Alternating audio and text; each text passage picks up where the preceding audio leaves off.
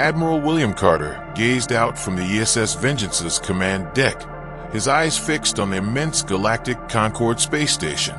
At 57, with silver streaking his black hair and a face etched with hard-won experience, he watched a smaller craft approach the station.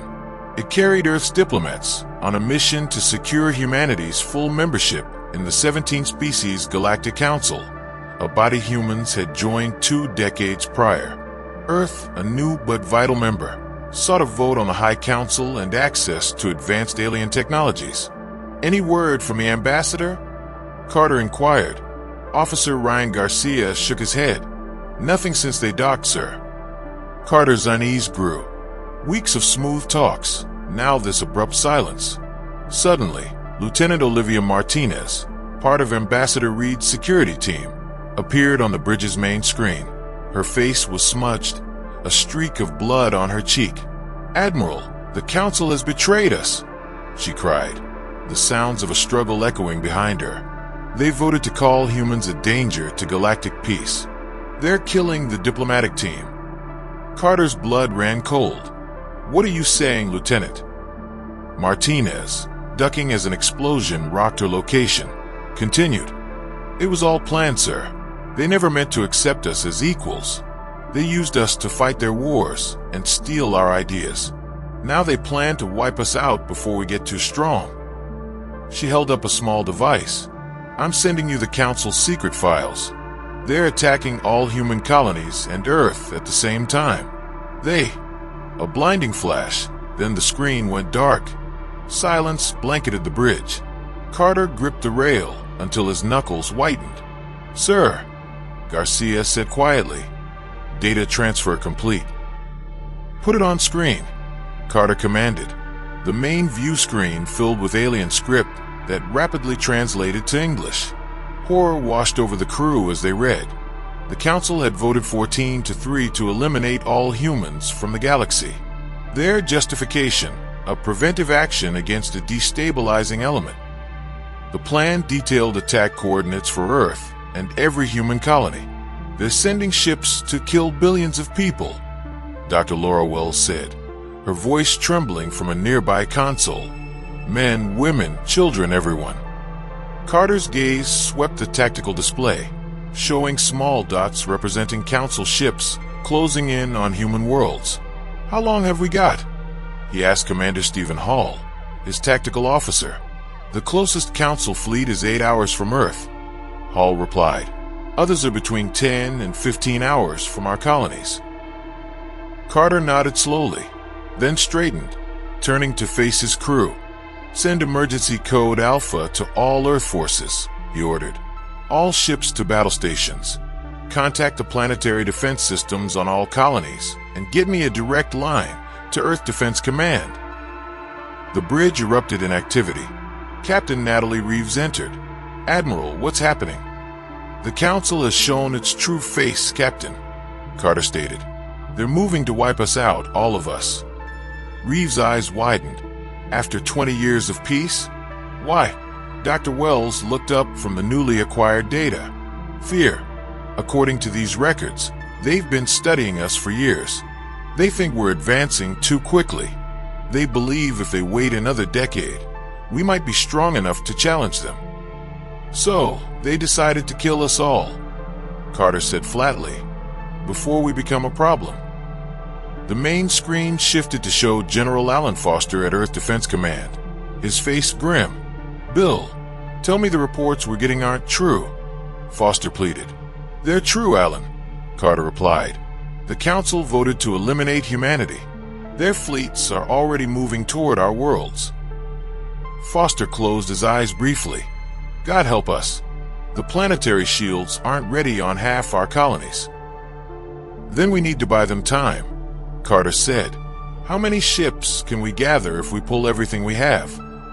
"About 300 vessels," Foster responded. "But they'll be scattered. It will take time to form a united fleet." Carter looked at the tactical display again, an idea forming. "The Council thinks we'll try to defend our worlds," he said slowly. "They expect us to spread our forces thin, trying to protect each colony." "That's standard procedure," Foster agreed. Then we do the unexpected. Carter said, we gather every ship we have, but not to defend. Foster leaned forward.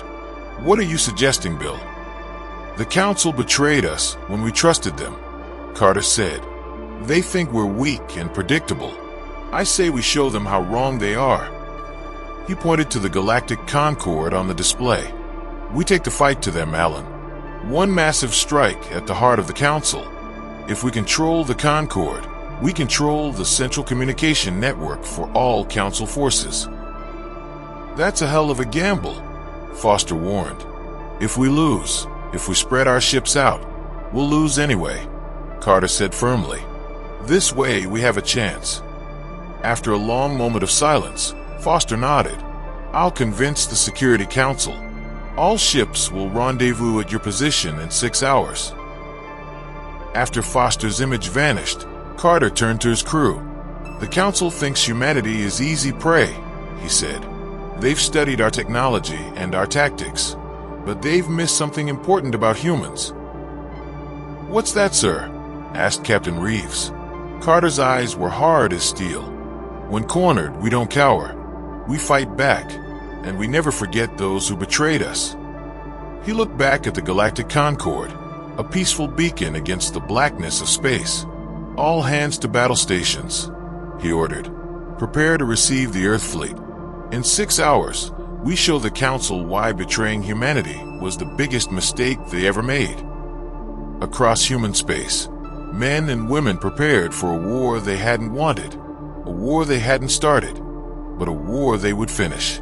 Earth's fleet would ensure the Council lived just long enough to regret their treachery. 6 hours sped by. Ships from all corners of human space converged near the ESS Vengeance. Patrol ships arrived first, followed by colony defense vessels, and finally, Earth's heavy warships. Admiral Carter watched from the bridge as the fleet swelled, an unprecedented assembly of nearly 300 vessels of all sizes.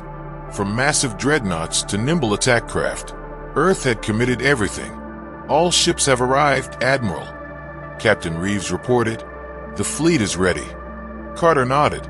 Put me through to all ships. When the communication channel opened, Carter's voice resonated clearly. This is Admiral Carter. 20 years ago, humanity joined the Galactic Council in peace. We fought their wars. We shared our knowledge. We trusted them. He paused. Today, they betrayed that trust. The Council has voted to wipe out our entire species. The bridge was silent as he continued. They believe we are weak. They think we will scatter our forces to defend our colonies, making us easy to defeat. His voice grew stronger. We will prove them wrong. Instead of defending, we attack. We will strike at the heart of their power, the Galactic Concord itself.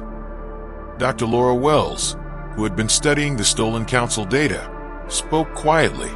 Admiral, she said, I found something interesting in their files. Carter finished his speech and closed the channel. What is it, Doctor? Wells pointed to her screen. The Council races have been studying us for years. They've been collecting human DNA samples and conducting experiments. What kind of experiments? Captain Reeves asked. Genetic research, Wells explained. They seem fascinated by human adaptability. According to these records, humans evolve and adapt faster than any species they've encountered. Carter frowned. That's why they fear us, because we adapt quickly. Partly, Wells confirmed. But there's more. Most Council races were guided in their evolution by older species. Humans are one of the few races that evolved naturally. They don't understand us, and that scares them. Commander Hall joined them at the tactical display. The Concord station has activated its defense grid, he reported. Their fleet is forming, a protective barrier around it. How many ships? Carter asked. About 500, Hall said, but most are smaller than ours. Their main strength is in their defense platforms. Over 100 defense platforms surrounded the station. Carter studied the display. The Council forces outnumbered them, but he had anticipated this. "What about our secret weapons?" he asked. Hall smiled slightly. "Ready, sir. The Council doesn't know about our adaptive shield technology or the quantum disruption torpedoes, and Captain Morgan's stealth ships are in position." Captain Patricia Morgan commanded a special group of Earth ships equipped with experimental cloaking technology. While the main Earth fleet had gathered openly, Morgan's ships had slipped behind the Council's defensive line, completely invisible to their sensors. "Time to move," Carter decided. "Signal Captain Morgan. Her team strikes first, targeting their command centers. Then we hit them with everything we have." The Earth fleet began to move forward. On the Vengeance, Carter watched as his ships formed attack groups. The Council had studied human battle tactics for years and expected standard approaches. Carter planned to surprise them. "Enemy fleet is responding," Hall reported. "They're moving to intercept." "Any communication attempts?" Carter asked. Garcia shook his head. "Nothing, sir. They're maintaining communication silence. They don't feel the need to talk to a species they plan to exterminate," Dr. Wells said quietly. The first shots of the battle came from behind the Council lines. Captain Morgan's hidden ships suddenly appeared, firing at the defense platforms. 6 platforms exploded before the Council forces even realized they were under attack. "Main fleet advance," Carter ordered. The Earth ships surged forward. Instead of attacking as one group, they split into smaller units that approached from different angles. The Council ships tried to adjust but seemed confused by the unexpected tactics.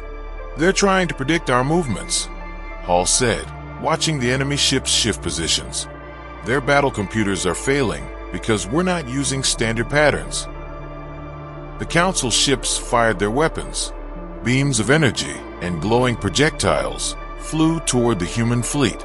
On many Earth ships, the new adaptive shields activated.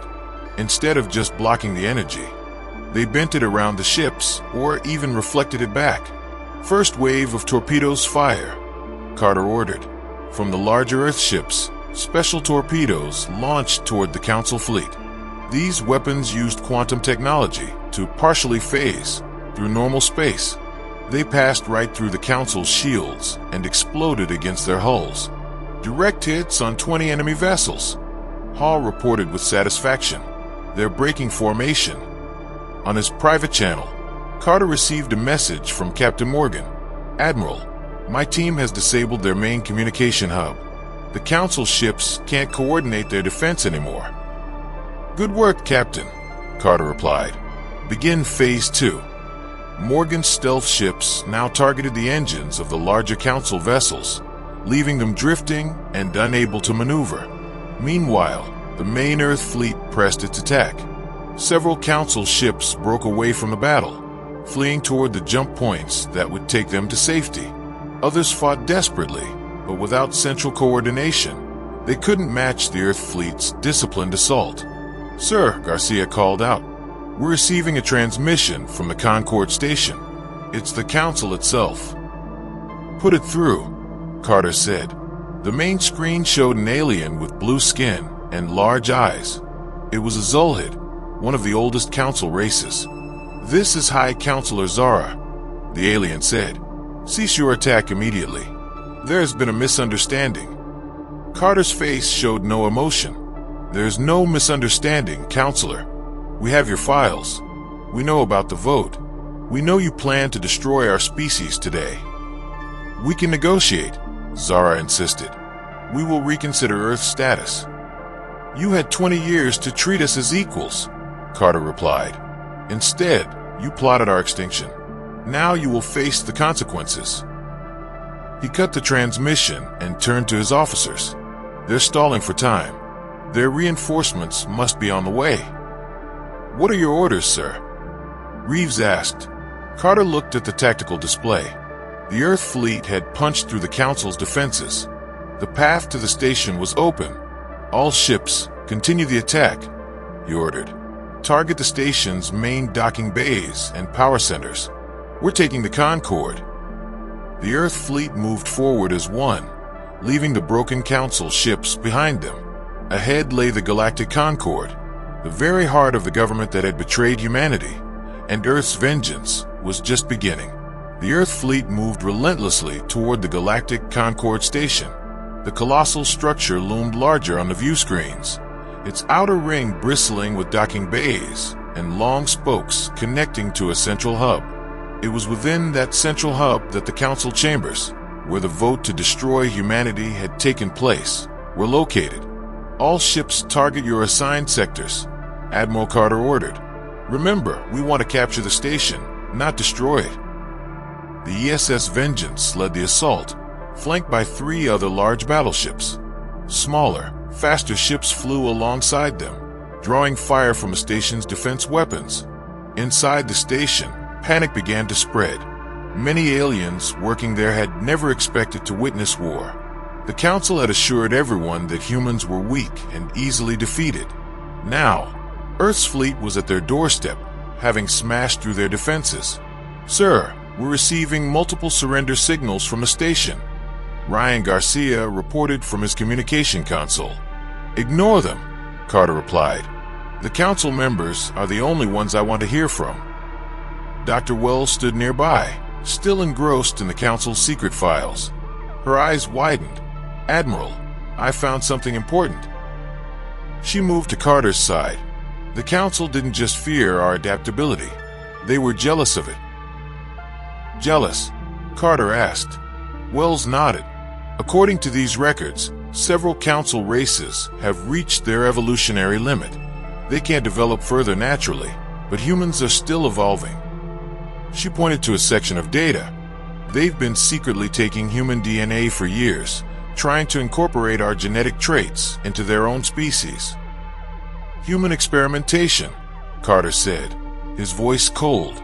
"Another crime to add to their list." The ship shook as a defensive blast hit their shields. Commander Hall called out from tactical. "Minor damage to decks 4 and 5. Shields holding at 80%. Carter turned back to the battle. "Captain Reeves, take your strike team and prepare for boarding. I want control of the main systems." "Yes, Admiral," Reeves replied, leaving the bridge to join the soldiers who would capture the station. On the tactical display, Carter watched as Earth ships fired precisely at the station's defense turrets and shield generators. One by one, the station's defenses failed. Meanwhile, Captain Morgan's stealth ships had already attached to the underside of the station, out of sight from the main defenses. "Morgan's team has breached the lower levels," Hall reported. "They're moving toward the station's power core." "Tell them to secure it, but not shut it down yet," Carter ordered. Dr. Wells looked troubled. "Admiral, these files show that 3 Council races opposed the vote to destroy humanity: the Araxians, the Nomore, and the Castellans." "Too little, too late," Carter said. "They still let it happen." The bridge doors opened and a young officer rushed in. "Admiral, we've decoded more of the Council's battle plans," she said, handing him a data pad. "They have reinforcements coming from 6 different systems." Carter studied the information. "Earliest arrivals in 2 hours. We need to have control of the station by then." He looked up. "Send this to all ship commanders. We need to hurry." The Vengeance moved closer to the station now. They could see damage to the outer sections, where the fighting was heaviest. Several docking bays were on fire with air and debris venting into space. "Sir, Captain Morgan reports the power core is secure," Hall said, "and Captain Reeves has landed her team at docking bay 12. "Tell Reeves to move to the Council chambers," Carter ordered. "I want those Council members in custody." Garcia turned from his console. "Admiral, we're being hailed again. It's from a different Council member this time." The main screen showed a tall, thin alien with reddish skin. "I am Counselor Drell of the Araxians," it said. "Please cease your attack. My people voted against the extinction plan." "Yet you did nothing to warn us," Carter replied. "You allowed preparations for genocide to continue." "We were outvoted, sir," Drell countered. "The others threatened us with isolation if we interfered. But I can help you now. I can give you control codes for the station systems." Carter considered this. Send the codes. If they work, we'll remember that the Araxians tried to help. In the end, the codes came through and Commander Hall verified them. They're genuine. Sir, we now have access to the station security systems.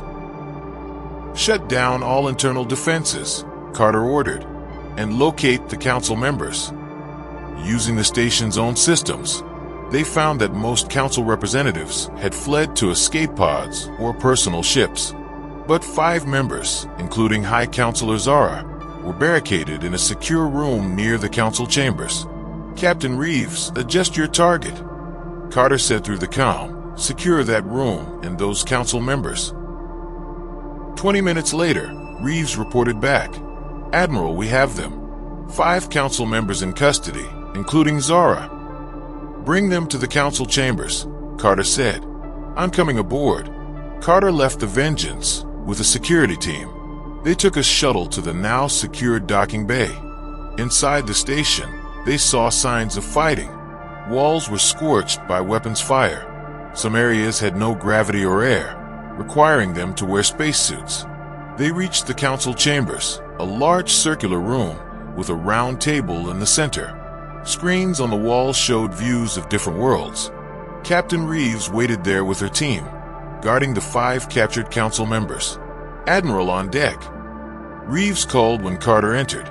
Carter nodded to Reeves, then turned to face the aliens who had voted to destroy his species. I am Admiral William Carter of Earth, he said. Your plan to exterminate humanity has failed. High Counselor Zara spoke, her large blue eyes showing no remorse. You have won a battle, human, but the Council has ruled this galaxy for 2,000 years. When our reinforcements arrive, your victory will be short. Your reinforcements will find a different situation than the one they expect, Carter said.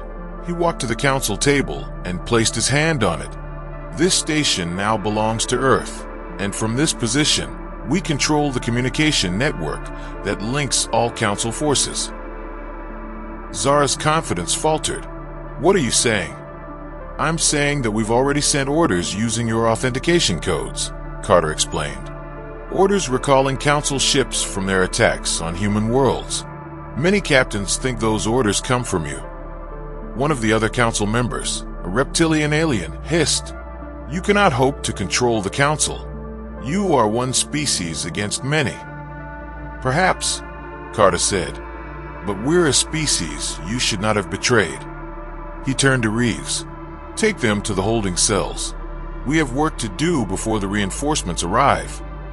As the guards led the council members away, Dr. Wells entered the chamber. Admiral, I found a complete database of the council's experiments on humans. It's worse than we thought. Carter's face hardened. Download everything. When this is over, they'll answer for every crime they've committed against humanity.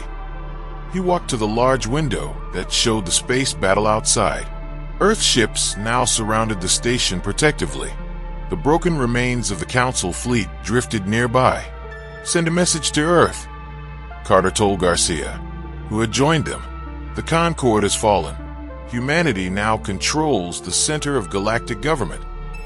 The first phase of humanity's response to betrayal was complete, but the real challenge was just beginning. 2 hours passed.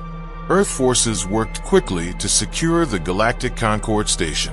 They set up defense positions at all docking bays and took control of the weapon systems. Captain Morgan's team ensured the power core was well protected.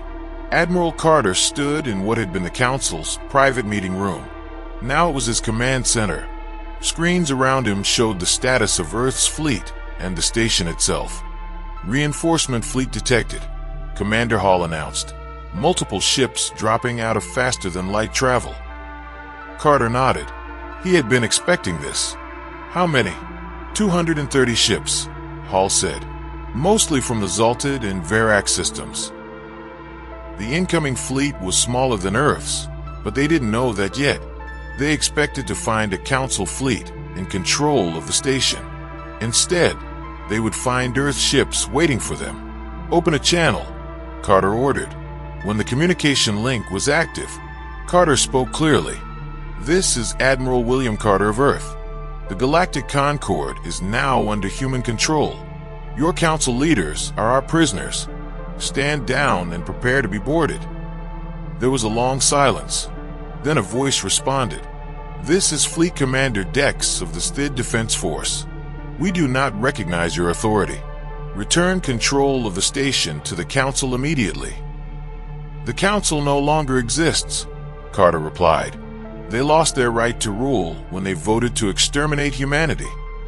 Commander Hall looked up from his console. "Sir, they're forming attack positions." Carter had expected this, too. Activate the station's defense grid, target their command ships first, and launch our fleet. Earth ships moved from their positions around the station. They formed a protective barrier between the station and the incoming fleet. At the same time, the station's powerful weapon systems, now controlled by humans, powered up and targeted the enemy. Dr. Wells joined Carter at the main tactical display. "Admiral, I've been studying the station's database. The Council has contingency plans for this situation." "What kind of plans?" Carter asked. "If the station falls to an enemy, they have secret weapons hidden in nearby systems," Wells explained. "Weapons that could destroy the station completely." Carter frowned. "Can we locate these weapons?" "I found coordinates for 2 of them," Wells said. "I've already sent the information to Captain Reeves. Her ships are moving to neutralize them." The incoming fleet fired their first shots. Energy beams and missiles flew toward the station and Earth ships. The battle had begun again. "Return fire," Carter ordered. "All ships, engage according to plan." Earth forces had spent the last 2 hours preparing for this moment. They had studied the station's defensive capabilities. They had analyzed the Council's battle tactics. Now they used that knowledge against the reinforcement fleet. The station's weapons fired. Powerful energy beams struck the lead ships of the enemy fleet. Several exploded immediately. Others broke formation, trying to avoid the unexpected attack. Earth ships moved in coordinated groups, using tactics the Council races had never seen before. They targeted the larger enemy vessels, disabling their engines and weapons. "Sir," Garcia called from his communication station. "We're receiving transmissions from several ships in the enemy fleet. They're asking for information about what happened here." "Send them the evidence," Carter said. "Send them the Council's own files showing their plan to destroy humanity. Let them see the betrayal for themselves." As the battle continued, something unexpected happened. 3 ships from the reinforcement fleet broke away from the others. Instead of attacking, they moved to a neutral position. "Admiral," Garcia said, "those 3 ships are from the Arisian fleet. They're offering to stand down and discuss a peaceful resolution." Carter remembered what Dr. Wells had told him. The Araxians had voted against humanity's extinction. Maybe some allies could be found among the Council races after all. "Tell them we'll talk after the battle," Carter replied. "For now, they need to stay clear." The fight was fierce, but shorter than the first battle. The Earth fleet had the advantage of surprise and better positioning. The station's powerful weapons gave them an edge the reinforcement fleet couldn't match. After 30 minutes of combat, half the enemy ships were disabled or destroyed. The rest began to retreat. "They're pulling back," Hall reported. "All remaining enemy vessels are jumping to faster than light speed." Carter nodded.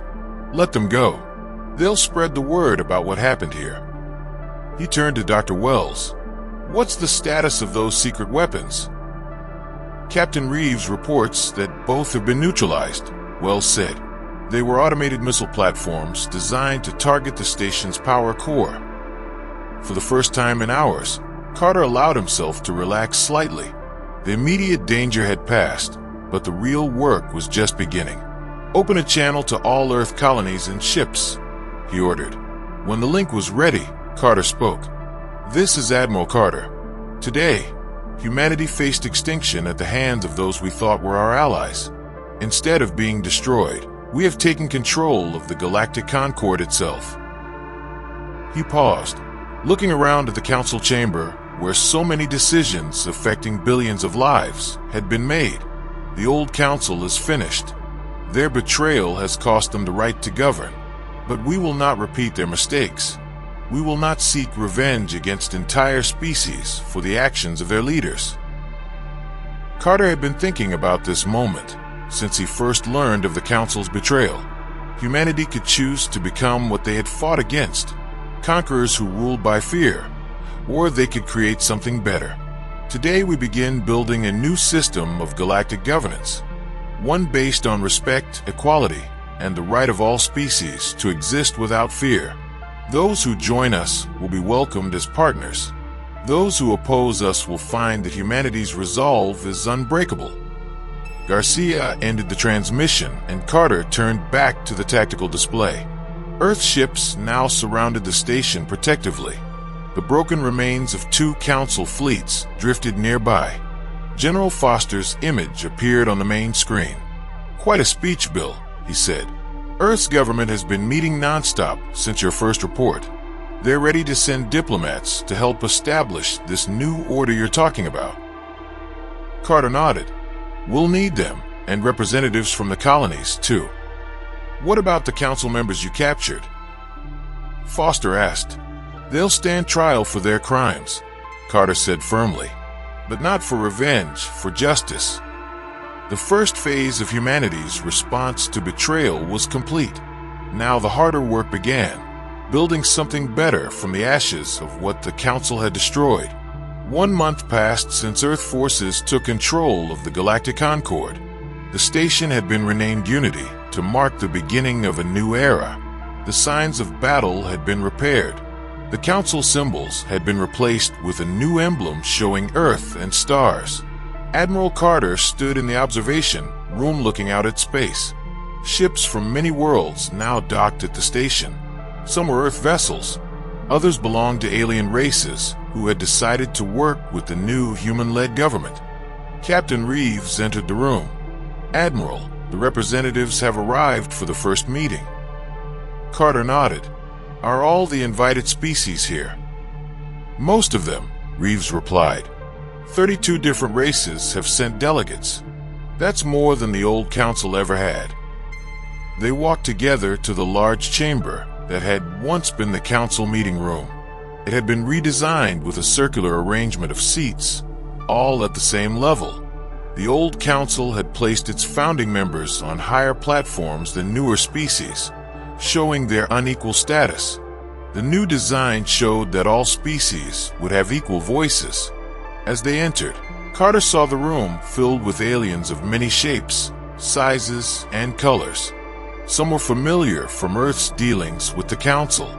Others came from beyond Council space, species that had avoided contact with the old government. The Araxians were there, their reddish skin and tall bodies easy to spot. Their actions during the battle had earned them a place as early allies. The Nomore and Castellans had also joined, having opposed humanity's extinction. Several former Council races had sent representatives, too, accepting restrictions on their power as they proved they could be trusted. Dr. Wells approached Carter. "Admiral, the final reports on the Council's human experimentation are ready." "Thank you, Doctor," Carter said quietly. "Make sure every delegation receives a copy. They should know what the old Council was willing to do." The 5 captured Council members had been tried for crimes against humanity. The evidence from their own files had been overwhelming. High Counselor Zara and 2 others had been found guilty of planning genocide. They would spend the rest of their lives in a secure facility on a distant moon. The other 2 Council members had received shorter sentences as evidence showed they had argued for less extreme measures. General Foster arrived, now representing Earth's government. "Quite a crowd, Bill," he said, looking around the room. "Never thought I'd see the day when humans would lead a galactic alliance." "We're not leading it," Carter corrected him. "We're founding it. There's a difference."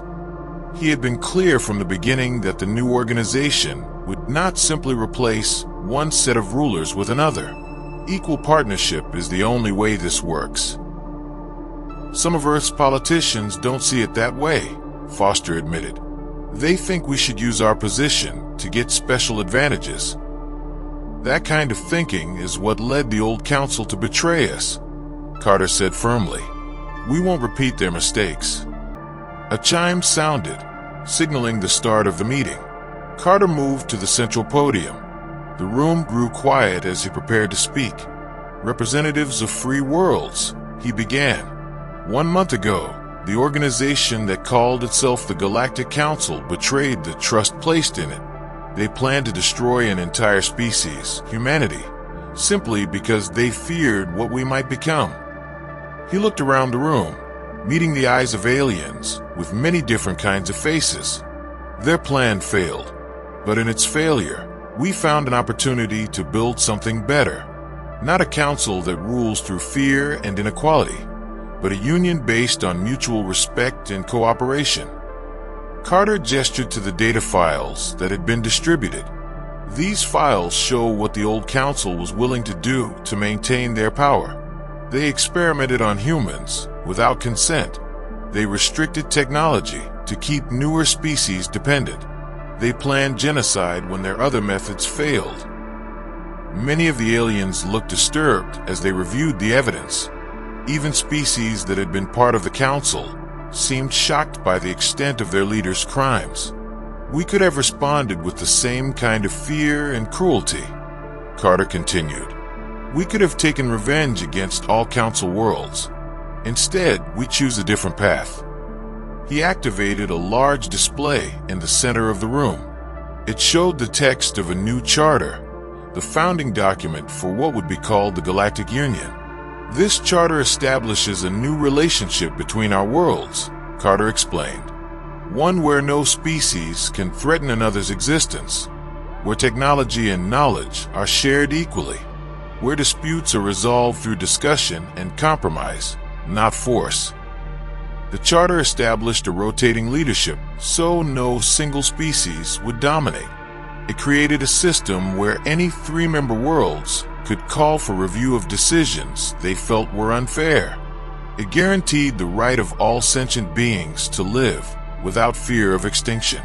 The old council believed that different species could not live as equals, Carter said.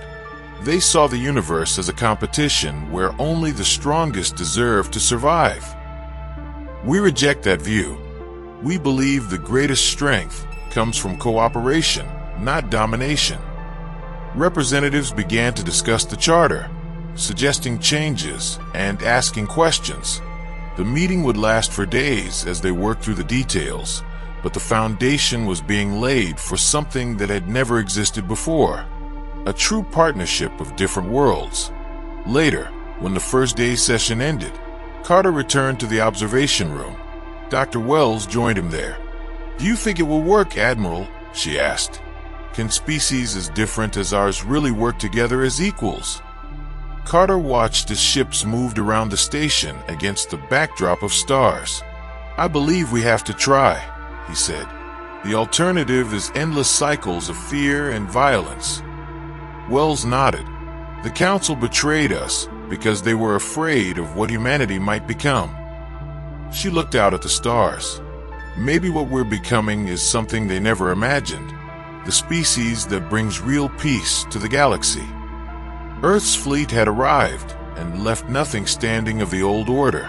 But from the ruins, something new and better was taking shape. The betrayal that was meant to end humanity had instead created an opportunity for a new beginning. Not just for Earth, but for all worlds willing to join them.